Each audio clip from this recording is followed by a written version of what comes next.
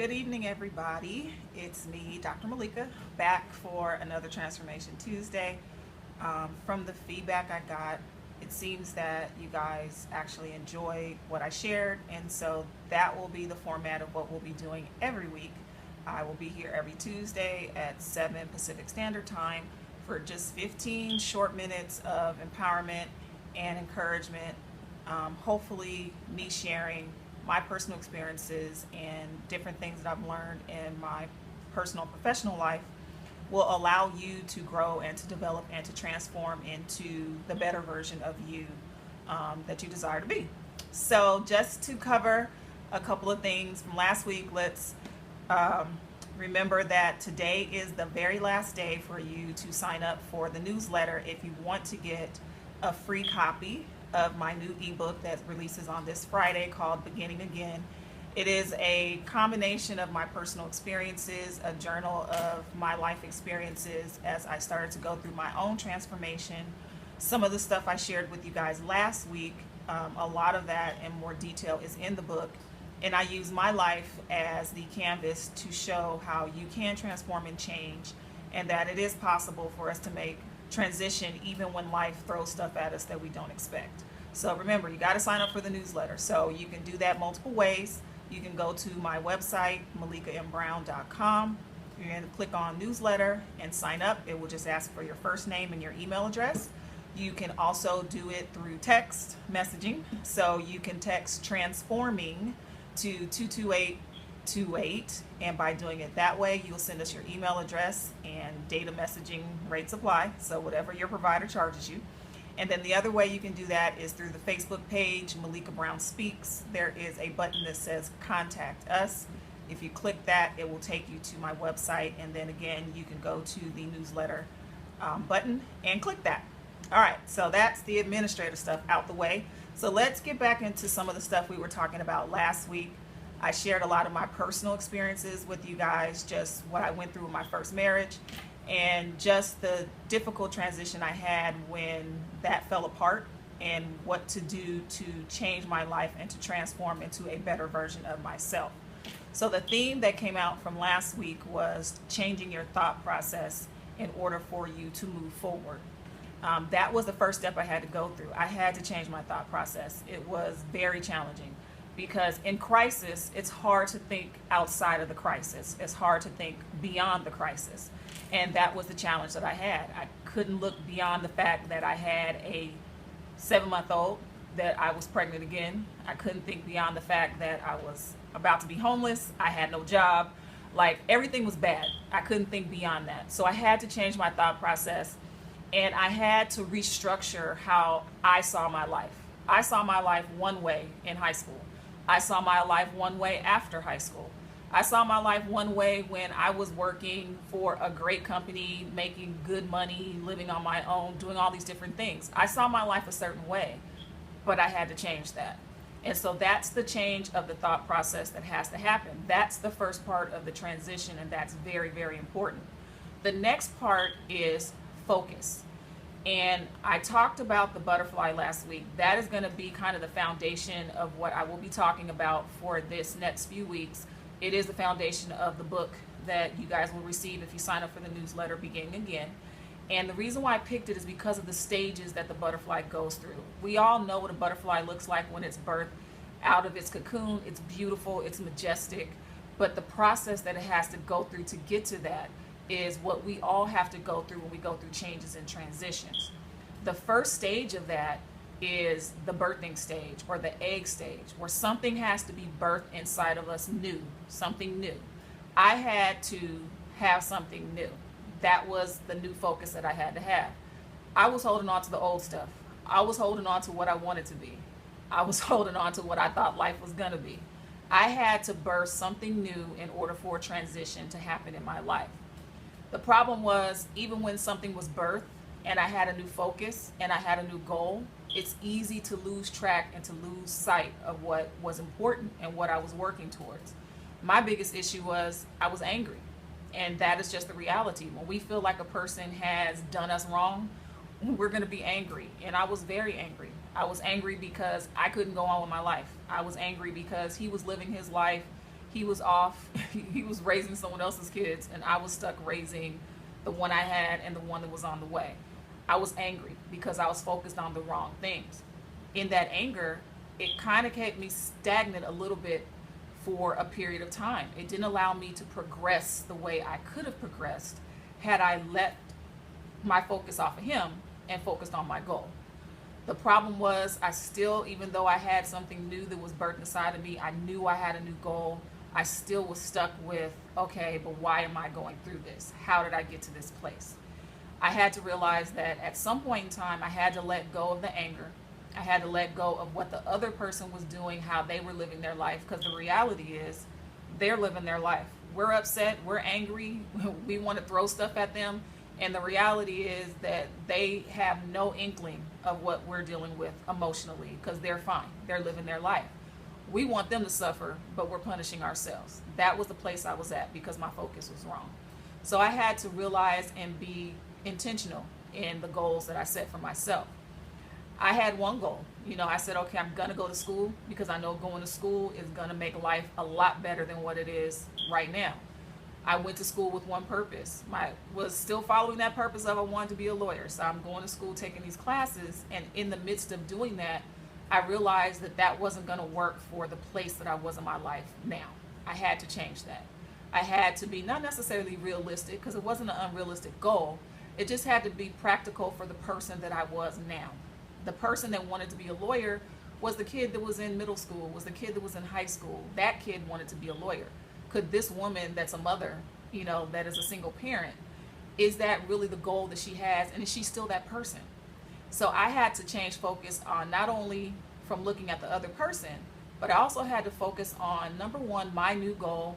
And to get to that new goal, I had to figure out who I was. So I had to start to internalize a lot of this stuff and trying to figure out, who am I?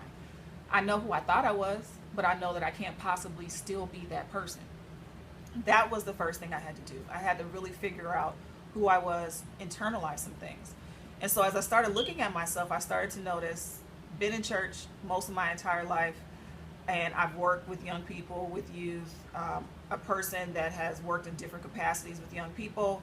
They counsel with me, they do different things with me, and that was an inspiration, besides the fact that I took a psychology class with an amazing instructor that said, okay, there's something here.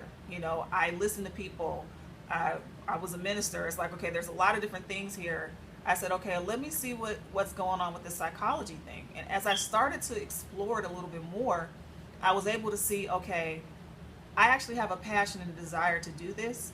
And this new goal that was birthed matched the person that I was in that moment. Not the person that I thought I was going to be, not the person that I used to be, but it matched who I was.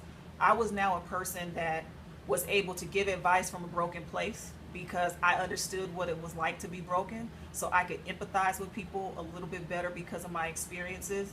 I could now talk to people who were single parents because now I understood that experience. I was now a person that could give counsel to young women who had been in bad relationships because I was a person who had gone through that. So I could give counsel not only from personal experience, not only from my spiritual walk and my religious beliefs, but now I wanted to go to school to actually get the academic background and foundation to go with that. So now this new goal is birth. So this happens, I still have young kids, I'm still a single parent, I'm still working full time, and I'm going to school full time. And I had to change the focus because if I got off track and looked at anything else, it would have been so easy for me to get back to the place where I was at. Back to being angry, back to blaming, back to not taking accountability for my life and the role that I played in it. And so I had to keep focused, even if it was little by little.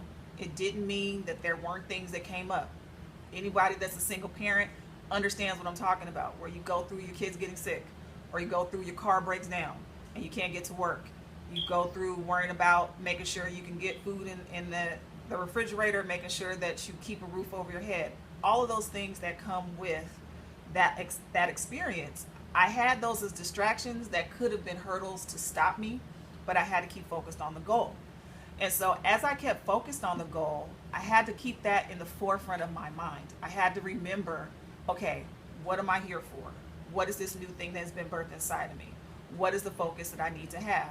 I couldn't allow it to distract me. It was really easy. It would be easy for me to go back to the place I came from, to go back into that cocoon and to just cover myself up and say, okay, I can't do this. This is too much. But if I really wanted to make that way to that transition that I desired to be, if I wanted to get to a better place, I had to keep focused on the goal. And so that's the theme for this week. Not only do you need to change your thought process, but you've got to focus on a new goal. When it's birthed inside of you, whatever that is, you need to lay out a plan. What is this new thing that's coming that I'm getting attracted to, that is just, I have this passion for? What is this? Really plan it out, look at it, count the costs, write things out, have an actual step-by-step plan of things you wanted to do. Mine was very involved. When I started to look at it, the desire I had to be a psychologist, you're talking about 7-8 years of school to do that. Did I want to do that at this point in my life? Did I want to do that with 2 kids? Did I want to incur that debt? Then I had to look at, well, what do I want to be after going through this process? Do I want to be the same me, or do I want to be a better version of me? And I saw that being a better version of me, and I was willing to put the time in order to do that, to create that better version of me. Now, don't get it wrong, I'm still in the process of creating that better me. I'm not completely where I want to be, but I can look from now back to where I was and see the progress that I've made. I can see even the healing that I've made emotionally from those experiences. Being able to share with you guys on Facebook, it be shared and people hear my story, for me to write about it and be willing to share that with people, that was a healing that I experienced. So I can see the transition and the change that I have even made in this short period of time. It was a long process. There were days that I cried myself to sleep. There were days that there were no people that I could really talk to that will understand my experience. And we will all have that. We will all have those moments that seem isolating. But in the isolation, it allowed me to get counsel from God. It allowed me to not have other people dictating what my experience was going to be.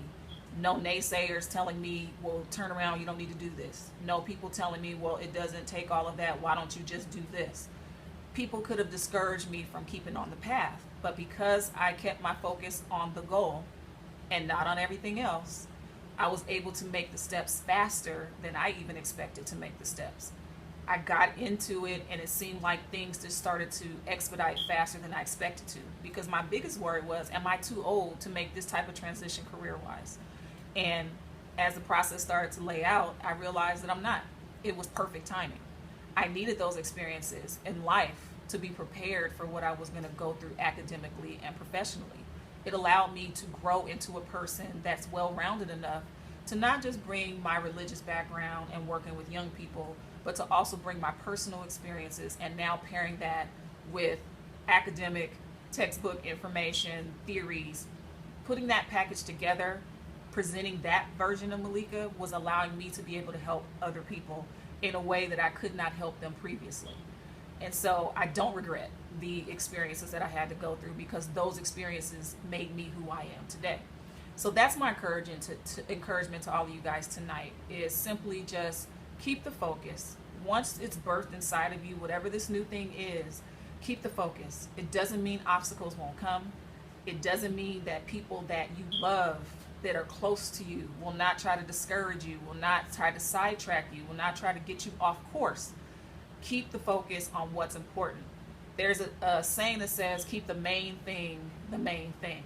And that's important, because there's only one main thing. That main thing is that goal, that transition, that transformation that you desire to have. It's going to take some steps that are going to be scary.